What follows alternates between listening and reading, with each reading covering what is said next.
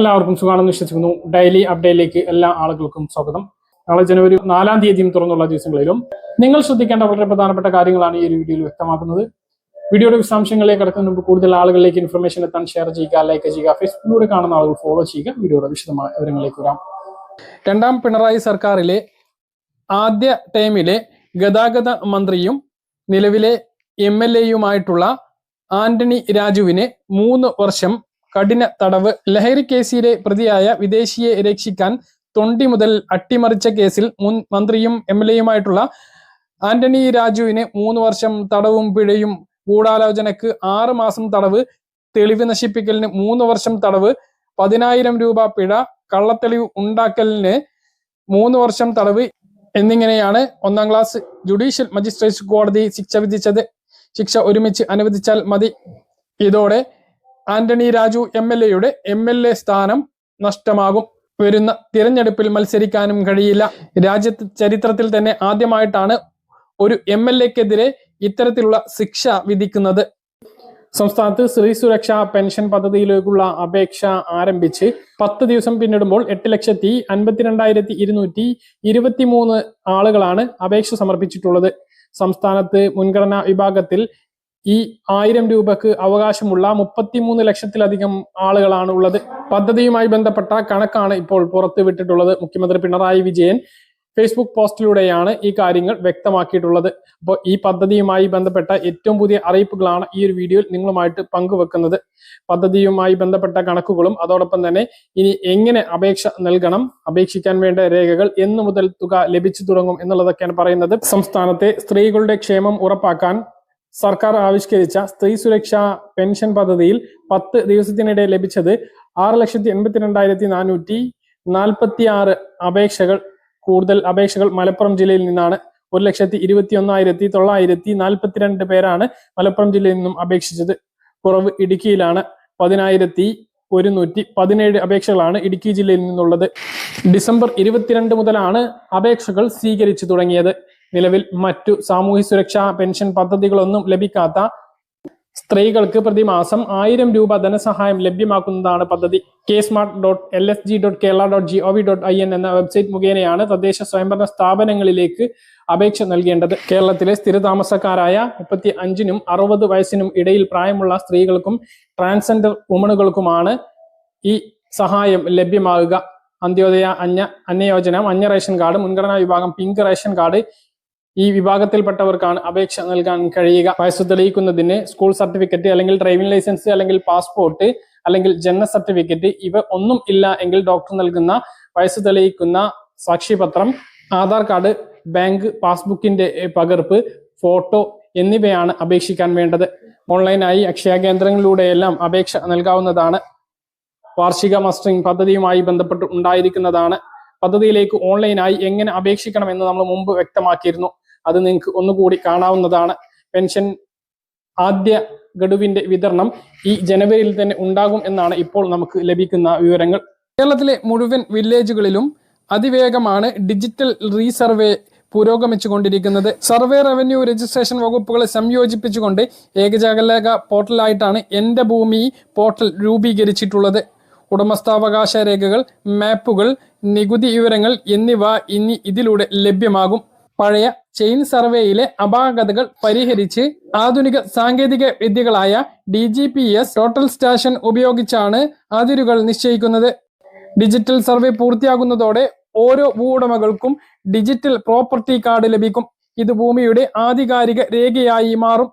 ഭൂമിയുടെ കൃത്യമായ വിസ്തീർണം, അതിരുകൾ, ഉടമസ്ഥൻ തുടങ്ങിയ വിവരങ്ങൾ QR കോഡ് സഹിതം രേഖപ്പെടുത്തിയിരിക്കും.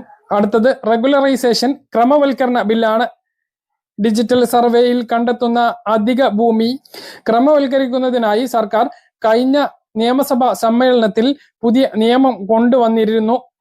സർട്ടിഫിക്കറ്റ് ഓഫ് ഓണർഷിപ്പ്, അതായത് ആധാരത്തിൽ ഉള്ളതിനേക്കാൾ കൂടുതൽ കൈവശമുണ്ടെങ്കിൽ അത് തർക്കമില്ലാത്തതാണ് എങ്കിൽ നിശ്ചയിച്ച ഫീസ് അടച്ച് നിയമപരമായി സ്വന്തമാക്കാൻ ഇതിലൂടെ സാധിക്കും. അതേസമയം കയ്യേറിയിട്ടുള്ള ഭൂമികൾക്ക് ഈ ആനുകൂല്യം ലഭിക്കുന്നതല്ല. വലിയ മാറ്റങ്ങളാണ് വന്നിട്ടുള്ളത്. 2026 കൂടി പൂർണ്ണമായും ഇതിലേക്ക് മാറും. 2026 ഭൂമി രജിസ്ട്രേഷൻ പൂർണ്ണമായും ഡിജിറ്റൽ സംവിധാനത്തിലേക്ക് മാറുകയാണ്. Digital pre mutation sketch DPMS, അതായത് ഭൂമി കൈമാറ്റം ചെയ്യുമ്പോൾ ഡിജിറ്റൽ സ്കെച്ച് നിർബന്ധമാക്കിയിട്ടുണ്ട്. ഇത് ആധാരത്തിനൊപ്പം ചേർക്കണം. മറ്റൊന്ന് ഓട്ടോ മ്യൂട്ടേഷൻ ആണ്. അതായത് ഭൂമി രജിസ്റ്റർ ചെയ്താൽ ഉടൻ തന്നെ പോക്കുവരവ് നടപടികൾ തനിയെ പൂർത്തിയാകുന്ന സംവിധാനം വില്ലേജ് ഓഫീസുകളിൽ നടപ്പിലാക്കുകയാണ്. നേരത്തെ ഒരു ഭൂമി വാങ്ങിയാലും ഉടമസ്ഥാവകാശം പോക്കുവരവ് ചെയ്തതിന് ശേഷമേ ഉണ്ടായിരുന്നുള്ളൂ. മറ്റൊന്ന് ആധാർ ലിങ്കിങ് ആണ്. ആൾമാറാട്ടം തടയാൻ രജിസ്ട്രേഷൻ സമയത്ത് ആധാർ അധിഷ്ഠിത ബയോമെട്രിക് വെരിഫിക്കേഷൻ കർശനമാക്കിയിരിക്കുകയാണ്. മറ്റു പ്രധാനമായിട്ടുള്ള പോയിന്റുകളാണ് ഇനി പറയുന്നത്. എന്റെ ഭൂമി പോർട്ടൽ വഴി ഓൺലൈനായി നികുതി അടയ്ക്കാൻ സാധിക്കും. സ്റ്റാമ്പ് ഡ്യൂട്ടിയിൽ നിലവിൽ 5% സ്റ്റാമ്പ് ഡ്യൂട്ടി, 2% രജിസ്ട്രേഷൻ ഫീസുമാണ് തുടരുന്നത്. മറ്റൊന്ന്, സർവേ സംബന്ധമായിട്ടുള്ള പരാതികൾ ഇനി വില്ലേജ് തലത്തിൽ തന്നെ പരിഹരിക്കാനുള്ള സംവിധാനമാണ് ഒരുങ്ങിയിട്ടുള്ളത്. നിങ്ങളുടെ ഭൂമി ഇപ്പോഴത്തെ സർവേ സ്റ്റാറ്റസ് അറിയുന്നതിന് വേണ്ടി എന്റെ ഭൂമി .kerala.gov.in എന്ന വെബ്സൈറ്റ് സന്ദർശിക്കാവുന്നതാണ്. വളരെ പ്രധാനപ്പെട്ട മറ്റൊരു മാറ്റമാണ് ഇന്ന് വന്നിട്ടുള്ളത്. പൊതുജനങ്ങൾക്ക് സ്വയം ആധാരം എഴുതാനുള്ള സൗകര്യം രജിസ്ട്രേഷൻ വകുപ്പ് ഒഴിവാക്കി. പകരം ആധാരം രജിസ്ട്രേഷന് സംസ്ഥാനമൊട്ടാകെ സർക്കാർ നടപ്പിലാക്കിയിട്ടുള്ള മാതൃകകൾ ഉപയോഗിക്കാനാണ് പുതിയ തീരുമാനം. ഫോം രൂപത്തിലുള്ള 19 ടെംപ്ലേറ്റുകൾ ഉപയോഗിക്കുന്നതിന് ആധാരമെഴുത്തുകാർക്കും അഭിഭാഷകർക്കും മാത്രമേ നിലവിൽ അനുമതിയുള്ളൂ എന്നും സർക്കാർ ഉത്തരവിൽ പറയുന്നു. ആധാരങ്ങളുടെ രജിസ്ട്രേഷൻ ലളിതവും വേഗത്തിലുമാക്കാനുമാണ് ടെംപ്ലേറ്റ് സംവിധാനം. ഡിജിറ്റൽ സർവേ പൂർത്തിയാക്കിയ വില്ലേജുകളിലെ സബ് രജിസ്ട്രാർ ഓഫീസുകളിലാണ് പരീക്ഷണാടിസ്ഥാനത്തിൽ ടെംപ്ലേറ്റ് ഉപയോഗിച്ചിട്ടുള്ള ആധാരം രജിസ്ട്രേഷൻ ആദ്യം നടപ്പിലാക്കുക. ഇത് വിലയിരുത്തിയ ശേഷം മറ്റ് രജിസ്റ്റർ ഓഫീസുകളിലേക്കും വ്യാപിപ്പിക്കും. കാസർഗോഡ് ബദിയടുക്ക രജിസ്റ്റർ ഓഫീസിൽ ടെംപ്ലേറ്റ് സൗകര്യം ഉപയോഗിച്ച് ഓൺലൈനായി ആധാരം രജിസ്റ്റർ ചെയ്തിട്ടുണ്ട്. ആധാരങ്ങളിൽ രേഖപ്പെടുത്തേണ്ട വിവരങ്ങളെല്ലാം നിശ്ചിത മാതൃകയിലുള്ള ഫോമിൽ കൃത്യതയോടെ ചേർക്കുന്നതാണ് ടെംപ്ലേറ്റിന്റെ രീതി. അധിക വിവരങ്ങളുണ്ടെങ്കിൽ അത് രേഖപ്പെടുത്താൻ പ്രത്യേക സ്ഥലം ഉണ്ടാകും. ഇതെല്ലാം ചേർത്ത് ഓൺലൈൻ മുഖേന സബ് രജിസ്ട്രാർക്ക് സമർപ്പിച്ച് ഈ സ്റ്റാമ്പിംഗ് സംവിധാനത്തിലൂടെ സ്റ്റാമ്പ് ഡ്യൂട്ടിയും രജിസ്ട്രേഷൻ ഫീസും ഒടുക്കിയാൽ രജിസ്ട്രേഷൻ പൂർത്തിയാകും. ആധാരം എഴുത്തുകാർ മുഖേനയാകും ഇതെല്ലാം നടപ്പാക്കുക. രജിസ്ട്രേഷൻ ഓഫീസിലെ അഴിമതിയും ആധാരം എഴുത്തിലെ അമിത ഫീസും തടയാൻ രജിസ്ട്രേഷൻ നടപടി സുതാര്യമാക്കും. 2016 പൊതുജനങ്ങൾക്ക് സ്വന്തമായി ആധാരം എഴുതുന്നതിന് സർക്കാർ ഉത്തരവിറങ്ങിയത്. രജിസ്ട്രേഷൻ വകുപ്പിന്റെ വെബ്സൈറ്റിൽ ആധാരം സ്വയം തയ്യാറാക്കുന്നതിനുള്ള മാതൃകയും ഉണ്ടായിരുന്നു. എന്നാൽ 9 വർഷത്തിനിടെ 10,000-ൽ പരം ആളുകൾ മാത്രമേ ഇത് പ്രയോജനപ്പെടുത്തിയുള്ളൂ. ആധാരം സ്വയം തയ്യാറാക്കുന്നത് നിർത്തണമെന്ന് ആധാരമെഴുത്തുകാർ നിരന്തരം ആവശ്യപ്പെട്ടുകൊണ്ടിരിക്കുകയായിരുന്നു. ഇതിനിടെയാണ് ഇപ്പോൾ സർക്കാർ ഉത്തരവ് വന്നിട്ടുള്ളത്. അപ്പോൾ ഭൂമിയുള്ള ആളുകളെല്ലാം ഈ കാര്യങ്ങൾ ശ്രദ്ധിക്കുക.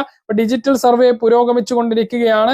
ഡിജിറ്റൽ സർവേക്ക് മുമ്പ് നിങ്ങളുടെ വില്ലേജിൽ നിന്നും നിങ്ങളുടെ പ്രദേശത്ത് ഡിജിറ്റൽ സർവേ നടക്കുമ്പോൾ കൃത്യമായിട്ടുള്ള വിവരം നൽകുകയും ഗ്രാമസഭകൾ പോലെ സർവേ സഭകൾ വിളിച്ചു ചേർത്ത് എല്ലാ വിവരങ്ങളും കൃത്യമായി അറിയിക്കുകയും ചെയ്യും. അപ്പൊ സർവേ നടപടികൾ ആരംഭിക്കുന്നതിന് മുമ്പ് നിങ്ങളുടെ അതിരുകളെല്ലാം വെട്ടിത്തെളിച്ച് കൃത്യമായി അതിരുകൾ കാണത്തക്ക വിധത്തിൽ ആക്കി ഇടുന്നത് നല്ലതാണ്.